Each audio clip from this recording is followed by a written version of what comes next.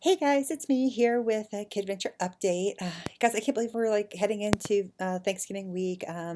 Kids are off school. It's really, really cold outside. I hope everybody's getting a chance to stay warm and rest this weekend.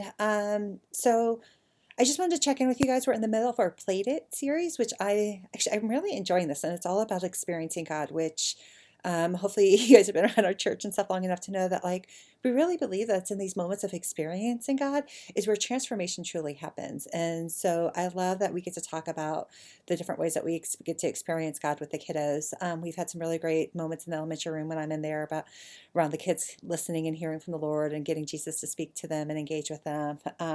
So really, really sweet. And so I just want to be encouraging you guys in your own practice of listening to the Lord. Um, and talking, if you're like, hey, I do this great with myself, but I'm not sure how to do it with my kids or even in a classroom.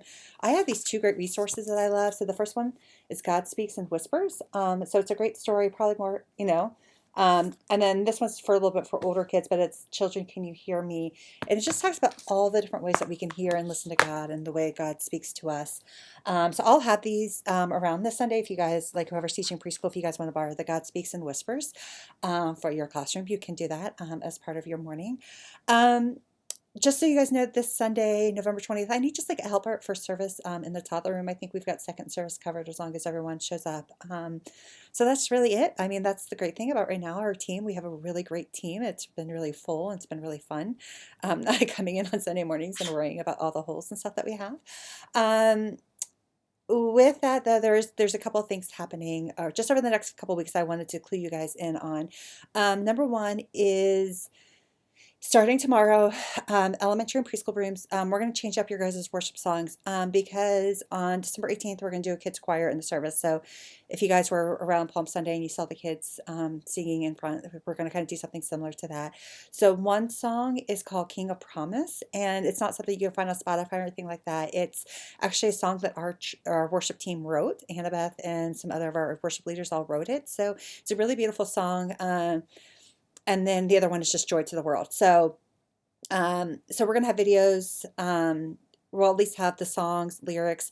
So just make sure you guys are practicing it in class on Sundays and just communicating to parents. I'll send an email out and I'll have cards with QR codes and stuff like that for parents on Sundays, just to let them know like, hey, this is coming in. Your kids needs to practice this at home, especially the King of Promise song because it's not something they're going to be overly familiar with. But repetition is a really big key for kids in terms of memorizing things. So I think with time and with parents' help, we can do that. So speaking of that, I guess our Kid Venture tip for the week is all centered around partnering with parents, and specifically around like what does that mean to partner with parents, right?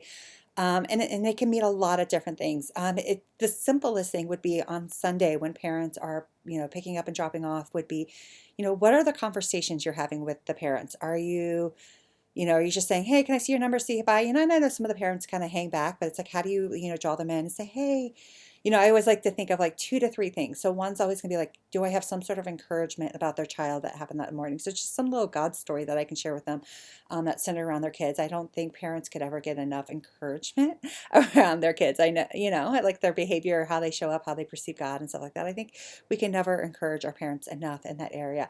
And then secondly is what's happening. What do parents need to be aware of? Our cookie decorating things. Here's our parent take homes that help you have these carry on the conversations at home with sometimes there's practices you guys can engage in as a family together. The Christmas choir and stuff like that. I mean, yes, I'm making all the cards and stuff like that so parents can take home and have the information. But the reality is if you just put things on the table, parents aren't going to pick them up. They're inundated with school stuff. They're like, their hands are full. They're not focused. I mean, they're like, in the midst of conversations when they're picking up their kids, they're not really paying attention to what's on the tables. And so really it's our job to make sure that parents are paying attention. And so that means having the like quick, hey guys, here's three things. Look at these at home. They'll help you carry on the conversation, what we talked about this morning, along with some great family events that you don't want to miss. And by the way, we have a Christmas choir. We are asking that you guys help the kids practice the songs over the next couple of weeks so that they have them memorized when they have to get up and sing. So it's just things like that, really quick. It doesn't have to be a big, long, involved conversation. But it's just a way that we can partner with parents to like clue them into like, hey, here's what's happening. It was interesting the number of people that didn't even know about Midpoint was happening or that we had stuff like specifically for the kids.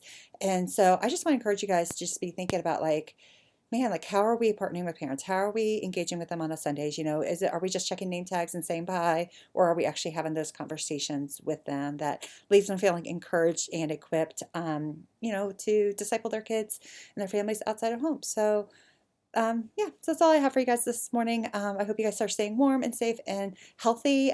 Just you guys pray for our team, pray for our families, pray for our kids.